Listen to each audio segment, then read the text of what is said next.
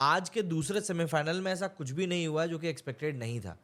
मतलब पहले 5 से 7 ओवरों में मुझे पास ऐसा लग रहा था कि हाँ ठीक है, कुछ कंपटीशन हो सकता है। लेकिन एक बार जब रविचंद्र रविंद्र और केन विलियमसन की पारी जमी, तो उसके बाद ना ज़्यादा कुछ बच नहीं रहा था।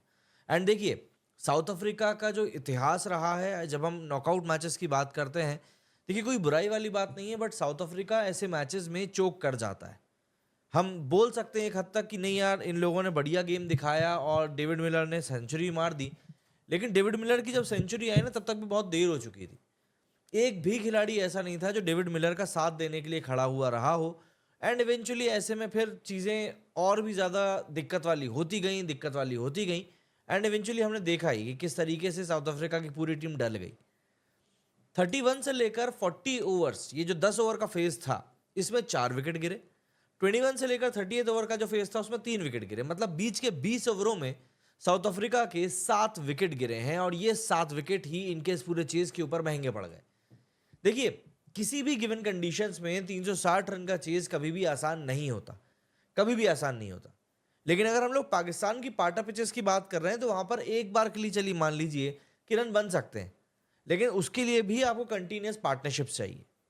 और मैं एक बार फिर से आप लोगों को याद दिलाता हूं, स्टीव स्मिथ ने जो मैच हुआ था अभी इंडिया और ऑस्ट्रेलिया का, उसके पहले कहा था कि इस टूर्नामेंट में जो भी टीम है मिडिल ओवर्स में अपनी जीत दर्ज कर रही है ना, वो टीमें अपनी जीत लेकर आ रही हैं, वही टीम है। क्योंकि मिडिल ओवर्स में क्या होता है ना, आपको रन भी बनाने हैं, आपको विकेट्स भी निकालने हैं। एज अ बॉलिंग टीम आपको विकेट निकालने भी हैं, और एज अ बैटिंग टीम आपको विकेट बचाने भी हैं। तो उन मिडिल ओवर्स में जो भी कोई टीम अच्छे तेज तरीन तरीके से खेल लेती है या विकेट संभाल कर खेल लेती है, उसके कंट्रोल में मैच आ जाता है। और इंडिया ने न्यूजीलैंड, ऑस्ट्रेलिया और पाकिस्तान, इन तीनों के खिलाफ जो इंडिया ने मैचेस जीते हैं, उसमें कहीं ना कहीं विराट कोहली और श्रेयस अय्यर का एक बहुत बड़ा रोल था कि इन लोगों ने मिडिल ओवर्स में काफ़ी अच्छे तरीके से टीम इंडिया को स्टीयर किया। एंड जो एक बीच के ओवर्स में जो बहुत ज़्यादा झटके लगते हैं ना, उनसे बचाया। प्लस हमारे जो स्पिनर्स हैं, उन्होंने हमेशा ही मिडिल ओवर्स में काफ़ी अच्छी बॉलिंग करी है, और मिडिल ओवर्स में स्पेशली विकेट्स निकाले हैं जो कि सामने वाली टीम के ऊपर प्रेशर बनाने के लिए काफ़ी होते हैं। तो यहाँ पर आपको एक बात याद रखनी है कि न्यूजीलैंड की जो टीम है, वो दुबई में खेलना जानती है। उनके पास में वैसे बैट्समैन है जो कि स्पिन को खेल सकते हैं। आप रविचंद्र रविंद्र की बात कर लीजिए, आप केन विलियमसन की बात कर लीजिए, इवन लैथम भी खेल सकता है स्पिन, है ना। तो उनको स्पिन खेलना भी आती है और उनके पास स्पिनर्स भी हैं। चाहे आप सैंटनर की बात कर लो, आप रविचंद्र रविंद्र की बात कर लो, आप ग्लेन फिलिप्स की बात कर लो, उनको स्पिन आती है। हाँ, इंडिया जितने वर्ल्ड क्लास बॉलर्स वो लोग नहीं है, बट स्टिल वो बॉलर्स हैं और वो कर सकते हैं बॉलिंग में, आपको बता दूं। अपार्ट फ्रॉम दैट उनको खेलना आता है, जो मैंने पहले भी बोला। अब देखिए क्या है, इंडिया के पास स्पिनर्स की फौज खड़ी है, लेकिन on a given day India को भी स्पिन के साथ में कुछ ऐसा करना पड़ेगा कि रचिन रविंद्र और केन विलियमसन का विकेट ये लोग निकाल सके। क्योंकि ये 2 विकेट्स ऐसे हैं जो कि बहुत ज्यादा मैटर करने वाले हैं फाइनल में। आज के मैच में भी इन दोनों ने ही एक तरफा रन बना दिए, दोनों ने सेंचुरी मार दी, और यही कारण था कि बाद में आकर ग्लेन फिलिप्स और डेल मिचेल ने ताबड़तोड़ रन पीटे और एक ऐसे टोटल तक पहुंचा दिया न्यूजीलैंड को। देखो बात क्या है कि हम लोग जिस पोजीशन पर अब खेल रहे हैं ना इस टूर्नामेंट को, अब यहां से ना खोने के लिए सिर्फ फाइनल बचा है, ज्यादा कुछ हमारे पास खोने के लिए बचा नहीं। तो ऐसे में टीम इंडिया को अब सचेत रहने की जरूरत है। लेकिन all congratulation goes to New Zealand, जिस तरीके से उन लोगों ने एक यूनिट के तौर पर परफॉर्म किया, और खास करके बैटिंग में। क्योंकि देखो, आप जब हम बात करते हैं तो इस टूर्नामेंट की अगर बेस्ट टीम की, तो जब तक हम लोगों को इंडियन टीम पर डाउट था, तब तक हम लोग यही कह रहे थे कि भाई सबसे बैलेंस टीम अगर कोई इस टूर्नामेंट की है तो बिल्कुल न्यूजीलैंड ही है। एंड न्यूजीलैंड ने अलग अलग टाइम पर अपनी वर्थ को बताया भी है कि क्यों उनको बेस्ट टीम कहा जा रहा है। इस टूर्नामेंट में इंडिया से वो लोग हारे हैं, लेकिन उसके अलावा किसी से भी नहीं हारे। और देखिए क्या होता है कि एक टीम में जो माहौल होता है ना, वो बहुत ज़्यादा मैटर करता है। यहाँ पर सेंटनर का ये पहला ऐसा बड़ा टूर्नामेंट है जिसमें कि उसको बतौर कप्तानी करने का मौका मिला है, और ऐसे टूर्नामेंट में वो फाइनल में पहुंच गया है। इससे पहले 2019 के वर्ल्ड कप के फाइनल में पहुंच चुकी है न्यूजीलैंड, जहां पर कि एक बहुत ही हार्ट ब्रेकिंग लॉस उनको मिली थी इंग्लैंड के अगेंस्ट। तो यहाँ पर न्यूजीलैंड, जो कि ऑब्वियस सी बात है, एक लंबे समय से तरस रहा है इस तरह के एक ट्रॉफी के लिए, वो भी पूरी जान लगा देंगे फाइनल में। और भाई इंडिया तो खैर रहती है भूखी। लेकिन साउथ अफ्रीका का क्या? साउथ अफ्रीका के बारे में भी तो हमको बात करनी पड़ेगी ना कि यार इन लोगों ने क्या किया। साउथ अफ्रीका के पास बार बार मौके आते हैं, लेकिन ऐसा लगता है कि वो लोग बार बार मौके गंवा देते हैं। आज के मैच में भी बॉलर्स जो थे इनके चोक कर गए। क्या होता है, एक मोमेंटम होती है, किसी भी गेम की एक मोमेंटम होती है। जैसे मान लीजिए कि अगर आप रन बना रहे हैं तो आप रन बनाते चलते हैं, और अगर कोई ऐसा अनचाहा सा ब्रेक मिल जाता है, चाहे वो ड्रिंक्स ब्रेक ही क्यों ना हो, एक लय टूट जाती है। और जब वो लय टूटती है ना, तो फिर उसके बाद वहां से वापसी करना बहुत ज्यादा मुश्किल हो जाता है। आज के मैच में स्पेशली एक जो चीज मैंने नोटिस करी वो ये था कि साउथ अफ्रीकन बॉलर जब बॉलिंग कर रहे थे और इनको Rachin Ravindra and Kane Williamson की पार्टनरशिप के टाइम पर विकेट नहीं मिल रहे थे ना, तब ये लोग ना लेट डाउन हो गए थे, कंधे नीचे झुक चुके थे। जो इनका कप्तान था बबूमा, वो तो समझ में ही नहीं आ रहा था कि भाई कैसे क्या करने वाला है इस ग्राउंड के ऊपर। और मार्को जेनसन जिसके ऊपर इन लोगों ने बहुत दाव खेल के रखा है, वो सबसे ज्यादा पिट गया इस मैच में। तो साउथ अफ्रीका एक्चुअली में मतलब 15 से 20 ओवर के बाद में वो लोग फेज आउट हो चुके थे। उनको समझ में नहीं आ रहा था कि आखिर हम लोग न्यूजीलैंड के जो दोनों बैट्समैन को कंटेन कैसे करें, क्योंकि दोनों ने पहले इनिंग को संभाला। केन विलियमसन बहुत धीमा खेल रहा था एक पॉइंट पर, उसके करीब 60-65 बॉलों में 40-45 रन थे, बहुत स्लो खेल रहा था। बट एक बार जैसे ही रचिन रविंद्र ने थोड़ा सा हाथ खोलकर रन कूटना शुरू किए, भाई विलियमसन ने भी हाथ बढ़ा दिया, और उसके बाद देखते ही देखते रन बॉल, और उसके बाद तो 100 के ऊपर का स्ट्राइक रेट निकल गया। तो इन दोनों ने जिस तरीके से मिडिल ओवर्स में आज बैटिंग करी है, उसने कहीं ना कहीं डिफाइन किया कि किस तरीके से या किस ब्रांड ऑफ क्रिकेट को न्यूजीलैंड खेलने वाला है। और दुबई में यही एक चीज काम आने वाली है। दुबई में जो सबसे ज्यादा एसेंशियल चीज है वो यही रहेगी कि मिडिल ओवर्स में आपके बैट्समैन या आपके बॉलर किस तरीके से परफॉर्म कर रहे हैं। और मिडिल ओवर्स में जो भी टीम जीत गई, आप मान के चलिए कि मैच के ऊपर उसका कंट्रोल आ जाएगा। मैं हार जीत की तो बात नहीं कर रहा हूं, बट हाँ, मैच के ऊपर कंट्रोल आ जाएगा।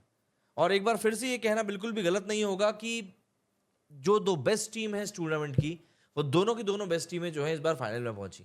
एक बार स्कोर कार्ड की तरफ चलते हैं और एक बार देखते हैं कि भाई किस तरह का आज मैच में परफॉर्मेंस रहा है दोनों ही टीमों का।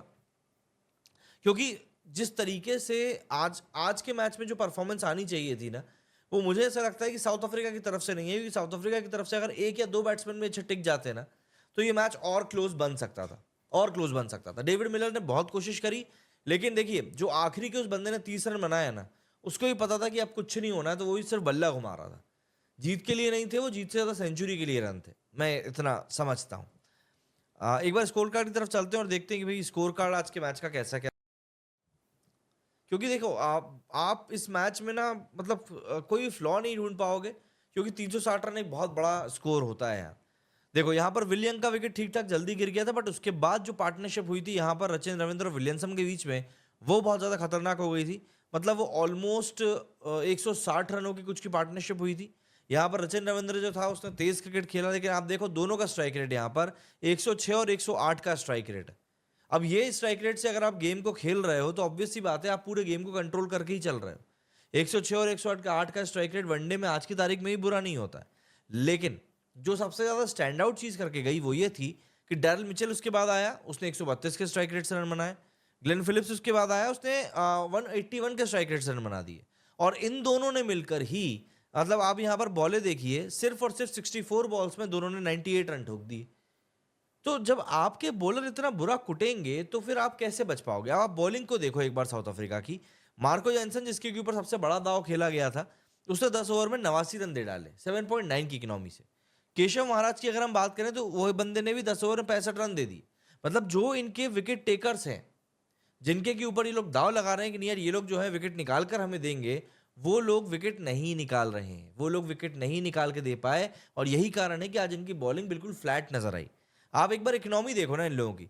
Marco Jansen 7.9, lungi Ngidi 7.2, Rabada 7, Mulder 8, और उसके अलावा महाराज 6.5। सिर्फ माकरम ने 6 से कम की इकोनॉमी से रन दिए हैं, बट वो भी 5.8 है, नियर अबाउट टू 6 ही है। जब आपके बॉलर इतने बुरे कुटते हैं तो फिर उसके बाद में आपके पास में वैसे भी कोई चॉइस नहीं रह जाती। और यहां पर साउथ अफ्रीका के साथ में वही हुआ है कि उनके बॉलर्स जो थे वो गेम के ऊपर कंट्रोल ला ही नहीं पाए। और ऑब्वियस सी बात है उसके बाद फिर आप पूरी तरीके से गेम से बाहर थे। जब आप ऐसी बैटिंग का सामना करते हो जिसमें कि भाई दो बैट्समैन आकर ताबड़तोड़ सेंचुरी मार कर जा रहे हैं, मिडिल ओवर्स में आपको भूत बना दे रहे हैं, तो फिर कुछ नहीं बचता ना। यहां पर आप देखो रचिन रविंद्र का विकेट जो था वो गिरा था 34th ओवर में, विलियमसन आउट हुआ 48th ओवर में। तो भाई ये लोग तो इनका बीच का फेज तो पूरा ही निकाल के चले गए थे ना। अब बीच का फेज आपका पूरा निकल गया, उसके बाद आखिरी 10 ओवर में तो आपको T20 खेलना है, जो कि आज की तारीख में हर एक बैट्समैन खेलने के लिए तैयार रहता है। अगर हम लोग साउथ अफ्रीका की बैटिंग की बात करें तो देखो ऐसा नहीं था कि इनको स्टार्ट नहीं मिला था। अगर यहाँ पर देखो तो टेंडा बवूमा और वेंडर डूसे ने एक अच्छी पार्टनरशिप करी थी। पहला विकेट इनका 20 रन पर गिर गया था, लेकिन उसके बाद एक 100 रन की पार्टनरशिप हुई थी और उस समय पर लग रहा था कि नहीं यार ये मैच बन जाएगा। बट वहां पे एक बार जैसे ही टेंडा बबूमा आउट हुआ, उसके बाद तो विकेटों की झड़ी सी लग गई, एक के बाद एक के बाद विकेट गिरते गए। देखो यहाँ पर टेंडा बबूमा आउट हुआ 125 पर, फिर 161, फिर 167, फिर 189, फिर 200, फिर 212, फिर 218। तो 218 रन तक आते आते तो फिर उसके बाद 8 विकेट गिर गए थे, जबकि इनका तीसरा विकेट जो था वो 161 पे गिरा था। तो आप जब 360 रन का टोटल चेज कर रहे होते हो, तब आपको विकेट्स चाहिए होते हैं और आपको कंट्रीब्यूशन चाहिए होता है। एंड साउथ अफ्रीका यहीं पर चोक कर गई, और साउथ अफ्रीका बदनाम भी सिर्फ इसी चीज के लिए कि ये लोग ऐसे मौकों पर चोक कर जाते हैं जहां पर कि आपको बिल्कुल उम्मीद नहीं रहती कि यार ये टीम चोक करेगी। और इन लोगों का जो रिकॉर्ड रहा है ना, वो रिकॉर्ड भी कुछ ऐसे ही रहा है। ये लोग बारंबार जिस तरीके से चोक कर करके बार बार आउट हुए हैं, उसको देखकर ऐसे ही लगता है कि यार ये टीम कैसे क्या कर पाएगी, मतलब समझ से परे है सीधे तौर पर। मैं बस इतना जानता हूँ अलग अलग मौकों पर ये लोग हुआ। जैसे T20 वर्ल्ड कप जो 2021 का हुआ था, उसमें ये लोग फाइनल, हाँ फाइनल, सेमीफाइनल खेला इन्होंने 2023 के वर्ल्ड कप का, फिर एक और T20 वर्ल्ड कप का इन्होंने फाइनल खेला। इसके अलावा फिर उन्होंने 2024 के T20 वर्ल्ड कप का भी फाइनल खेला, वुमेन क्रिकेट टीम की मैं बात कर रहा हूँ। इसके अलावा वुमेन क्रिकेट टीम ने एक बार फिर से T20 वर्ल्ड कप का फाइनल खेला, और अब चैंपियंस ट्रॉफी के लोग फाइनल से बाहर हुए हैं। तो इनकी, चाहे आप वुमेन टीम की बात कर लें, चाहे आप मेन टीम की बात कर लें, ये लोग लिटरली परफॉर्म नहीं कर पाते हैं, या बड़े मैचेस का प्रेशर ये लोग झेल नहीं पाते हैं, और उसके बाद फिर जो होता है वो सब जानते ही हैं। लेकिन इस तरीके से आप बड़े जो टूर्नामेंट होते हैं ना, सकते हैं, आपको एक कंट्रीब्यूशन चाहिए, और आपको एक ऐसा कंट्रीब्यूशन चाहिए जो थ्रू आउट द टीम से आए। आप किसी एक मेंबर से एक्सपेक्टेशंस नहीं रख सकते जब हम 50 ओवर के मैच की बात कर रहे हो कि यार ये बंदा जो है ये बिल्कुल मैच हमको निकाल कर दे देगा। ऐसा नहीं होता है, ऐसा कहीं भी नहीं होता है, और इस बात को मुझे ऐसा लगता है किसी मुगालते में भी नहीं रखना चाहिए अगर हम लोग पॉइंट ऑफ व्यू बात कर रहे हैं किसकी, साउथ अफ्रीका की। क्योंकि इस तरीके से अगर आप चलेंगे तो फिर मतलब आपको और कितने साल। एंड साउथ अफ्रीका बहुत अच्छी टीम है, स्ट्रॉन्ग टीम है, चाहे फील्डिंग की बात करें या बॉलिंग की बात करें या बैटिंग की बात करें, एक स्ट्रॉन्ग टीम है। उसके बाद इनसे जब परफॉर्मेंस निकल कर नहीं आती, तो जो क्रिकेट के फैंस हैं उनको वाकई में लगता है कि यार ये लोग ऐसा क्यों कर रहे हैं। तो मुद्दा बस यही है कि भैया साउथ अफ्रीका जो है एक बार फिर से हार गया है, एंड न्यूजीलैंड ने इस टीम को हराकर दुबई में अपने फाइनल की सीट जो है कंफर्म कर ली है, जहां पर कि इनका मुकाबला इंडिया से होने वाला है। एंड इंडिया को ऑब्वियसली बात है फेवरेट माना जा रहा है, लेकिन हमें ये नहीं भूलना चाहिए जो एक चीज है कि यार जिस तरीके से टीम इंडिया परफॉर्म करी है अभी तक, बहुत अच्छा करी है, लेकिन लीग मैचेस में कई बार हमने देखा है कि इंडिया लीग मैचेस में जिस टीम को हरा देती है, वही टीम इनको फाइनल में जाके हराती है। 2017 की चैंपियंस ट्रॉफी, ठीक है, उसमें पाकिस्तान को हमने लीग में हराया, फाइनल में उसने अपने को हरा दिया। इसके बाद आ गया 2023 के वर्ल्ड कप, ऑस्ट्रेलिया को हमने लीग में हराया, और फिर वहां जाकर ऑस्ट्रेलिया ने हमको हरा दिया। हाँ, ये बात जरूर है कि 2024 का जो T20 वर्ल्ड कप था उसकी कहानी थोड़ी अलग थी, लेकिन यहाँ पर न्यूजीलैंड है। न्यूजीलैंड जो है चोक करती है ये टीम भी, लेकिन ये उतनी आसानी से चोक नहीं करते। और सबसे बड़ी बात ये कि इनका जो सबसे बेस्ट बैट्समैन है केन विलियमसन, वो बंदा मतलब इस बार अपने प्राइम फॉर्म में खेल रहा है। कप्तानी का उसके ऊपर प्रेशर नहीं है, वो सिर्फ अपनी बैटिंग के ऊपर ध्यान दे रहा है, और वो इस बात के ऊपर ध्यान दे रहा है कि कैसे मेरी टीम बड़े से बड़े स्कोर बनाएगी। 100 से ऊपर के स्ट्राइक रेट से अगर इतना सीनियर बंदा होकर रन बना रहा है, तो आप समझ सकते हो कि वो टीम को किस तरीके से इंस्पायर कर रहा है। एंड केन विलियमसन ने इसको अलग अलग मौकों पर प्रूव भी किया है कि भाई क्यों उसको वाकई में इतना वर्ल्ड क्लास बैट्समैन के तौर पर माना जाता है। इस बंदे ने वाकई में जिस तरीके से अपनी इनिंग को बिल्ड किया आज के मैच में भी, वो बताता है कि यार एक बड़ा बैट्समैन क्या कैलिबर रखता है। और इन दोनों ने, चाहे रविचंद्रन रविंद्र की बात कर लें, चाहे आप केन विलियमसन की बात कर लें, इन दोनों ने आज जिस तरह की इनिंग खेली वो इनिंग बहुत शानदार थी। डेविड मिलर ने भी हालांकि अपना कंट्रीब्यूशन दिया, बट डेविड मिलर का कंट्रीब्यूशन मुझे ऐसा लगता है बहुत लेट आया, या यूं कह सकते हैं कि उस बंदे को ना कोई सपोर्ट ही नहीं मिला। अगर सपोर्ट सही तरीके से टाइम पर मिलता, तो मुझे लगता है कि शायद साउथ अफ्रीका की कहानी भी कुछ और हो सकती है।